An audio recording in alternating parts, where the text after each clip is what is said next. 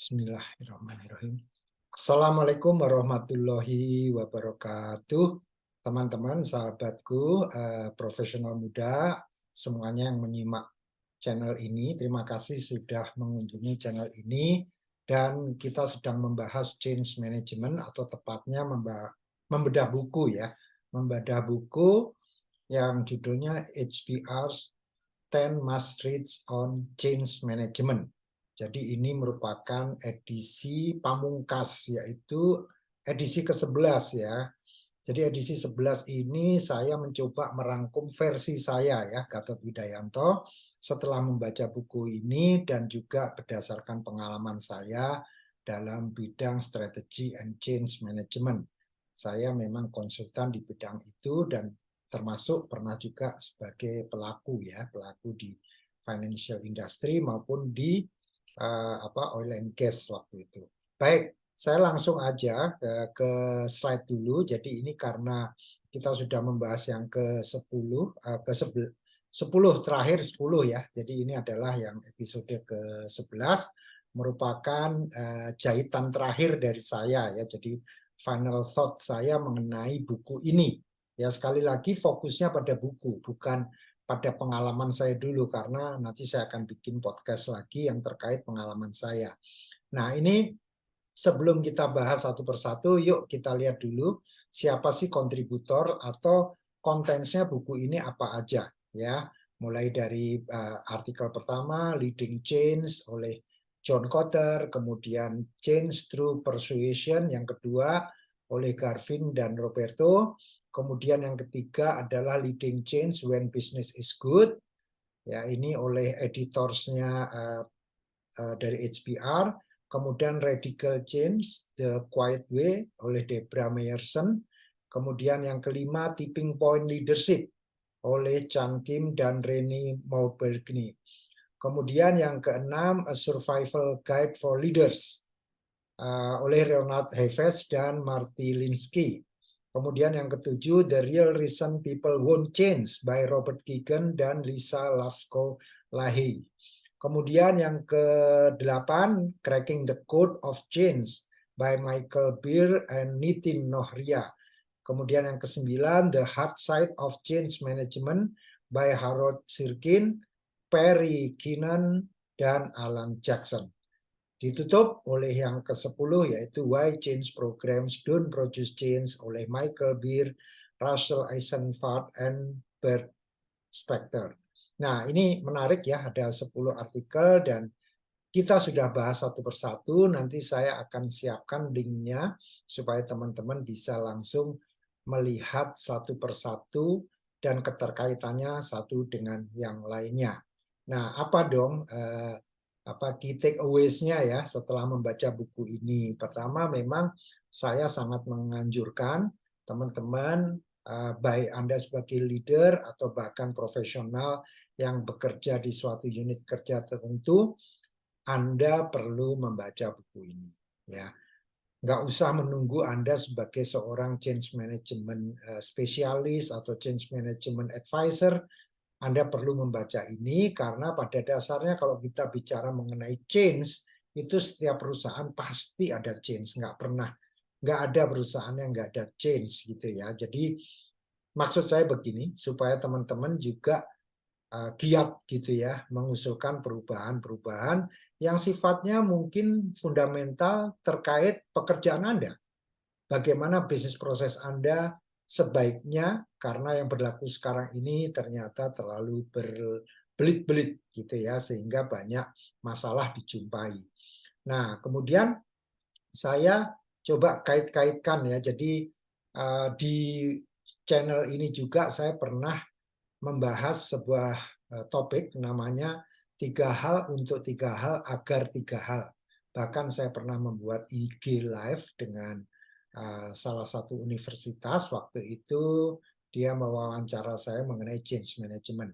Nah, yang saya ingin sampaikan nanti teman-teman boleh lihat channel videonya ini di channel ini juga, yaitu 3 hal itu adalah 3 hal tentang change management, yaitu tahu, mampu, dan mau.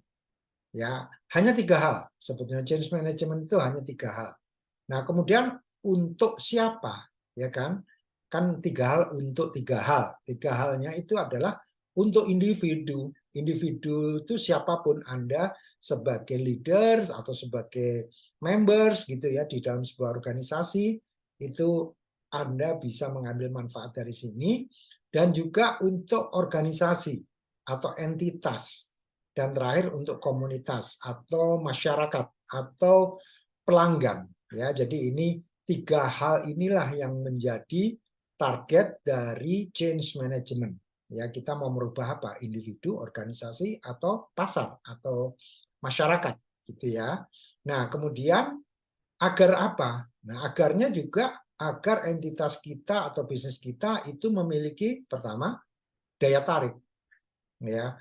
Artinya orang tertarik dengan usaha kita, dengan entitas kita. Yang kedua, memiliki daya tahan. Artinya pada saat digempur oleh persaingan atau kehabisan dana, ya istilahnya ada yang mengatakan bakar duit gitu ya, berapa tahan kita bisa bootstrapping gitu ya.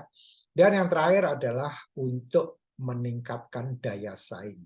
Ya, jadi mudah sekali ya, 3 hal untuk 3 hal agar 3 hal. Jadi kalau ngomongin change management cuma membicarakan 3 hal ini aja semuanya. Ya, tahu mampu mau individu, organisasi, komunitas atau masyarakat dan untuk apa? Daya tarik, daya tahan, daya saing. Semuanya hanya itu. Jadi jangan dibilang change management itu rumit. Enggak, sama sekali tidak rumit. Hanya saja tidak mudah untuk dijalankan. Mari kita lihat satu persatu ya. Artikel yang sudah kita bahas di John Kotter membahas mengenai leading change. Nah, ini tentu pisau bedahnya John Kotter adalah tentang individu dan organisasi ya. Walaupun beliau juga tidak menafikan pentingnya pelanggan ya atau masyarakat gitu ya. Untuk apa? Untuk tiga-tiganya itu supaya ada daya tarik tergantung life cycle-nya dari perusahaan ya. Kalau masih startup ya mungkin daya tarik dulu atau kemudian daya tahan dan daya saing. Kemudian artikel kedua, change through persuasion. Jadi bagaimana David Garvin itu menyarankan bahwa kita melakukan perubahan itu harus persuasif, jangan main push, main harus ini, harus itu gitu ya, tapi harus melalui suatu metode tertentu. Nah, ini juga lebih berkisar mengenai individu dan organisasi. Ya, kemudian artikel ketiga, leading change when business is good, itu lebih banyak kepada bagaimana kita berada sudah di pasar yang stabil atau di pelanggan yang sudah stabil, kita tetap mau melakukan perubahan. Ya, ini ada juga artikelnya, artikel ketiga.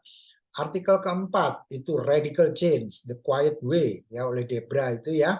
Itu juga lebih kepada bagaimana memampukan kita ya organisasi dan organisasi untuk tiga hal itu, daya tarik, daya tahan, daya saing. Kemudian tipping point leadership, ini hampir mirip dengan leading change-nya John Kotter, tapi lebih banyak dia mencoba menyadarkan orang untuk melakukan kepemimpinan yang benar-benar memberikan daya jungkit yang bagus. Kemudian a survival guide for leaders, ini lebih cocok sebetulnya untuk daya tahan sebetulnya karena survival ya. Jadi survival berarti dia kalau bisnisnya sedang nggak bagus ya kita perlu survival guide gitu ya. Jadi ini udah dibahas juga di buku ini. Kemudian the real reason people won't change, ini Robert Keegan yang ada immunity to change. Ini untuk individu terutama ya, dikaitkan dengan peran sertanya dia di organisasi itu seperti apa. Ya. Jadi ada artikelnya. Kemudian cracking the code of change, ini untuk organisasi untuk memperdayakan atau mendayagunakan kemauan ya agar orang mau berubah. Kemudian apalagi the hard side of change, ini yang dice itu ya, duration, integrity, kemudian komitmen sama effort ya, itu juga menyangkut individu dan juga sebetulnya menyangkut juga organisasi. Apalagi why change programs don't produce change ya, ini juga merupakan bagian dari daya saing dan kadang juga daya tahan gitu, karena perubahan-perubahan yang dilakukan itu tidak menghasilkan hasil yang signifikan, ya, sehingga dari kasus yang CEO dari sebuah bank itu sebetulnya yang diperlukan bukan nge-push dari atasan, tapi bagaimana perubahan itu bisa dilakukan oleh para manajer lini, jadi bukan oleh top management. Nah, kalau kita lihat, jadi keseluruhan dari buku buku ini yang on change management ini sebetulnya sudah men-tackle 3 hal untuk 3 hal agar 3 hal yang pernah saya sampaikan di channel ini juga. Jadi silakan teman-teman kalau melihat peta seperti ini, saya yakin bahwa teman-teman menginginkan suatu bisnis atau suatu perusahaan di mana Anda bekerja itu tidak stagnan pada suatu kondisi tertentu. Harus keep growing gitu ya. Nah, untuk keep growing, perhatikanlah 3 hal untuk 3 hal agar 3 hal ini melalui 10 artikel tadi, walaupun tidak berarti daftarnya hanya membaca buku ini. Enggak, masih banyak buku change management yang saya pernah sebut juga. Journey to the Emerald City itu bagus juga. Kemudian change the game, change the culture gitu ya, atau change the culture, change the game gitu ya. Itu juga bagus juga. Jadi menurut saya ini perlu diresapi dan kemudian langsung diterapkan ya, seperti yang dikatakan oleh artikel terakhir, yaitu kenapa banyak program perubahan yang tidak jalan. Karena apa? Lebih banyak ngomongin teori, ngomongin konsep, ngomongin metode, tapi nggak dijalanin. Ya, mendingan ya udah rapat-rapat, tapi dijalanin langsung, ditindaklanjuti. Terus tugasnya seorang CEO atau C-level adalah memberikan arahan. Ya, demikian yang bisa saya sampaikan. Nanti insya Allah saya akan berbagi juga mengenai pengalaman-pengalaman saya di area leadership maupun change management. Terima kasih, mudah-mudahan bermanfaat ya. Sekali lagi silakan membaca langsung buku ini sebagai referensi Anda. Baik, wassalamualaikum warahmatullahi wabarakatuh.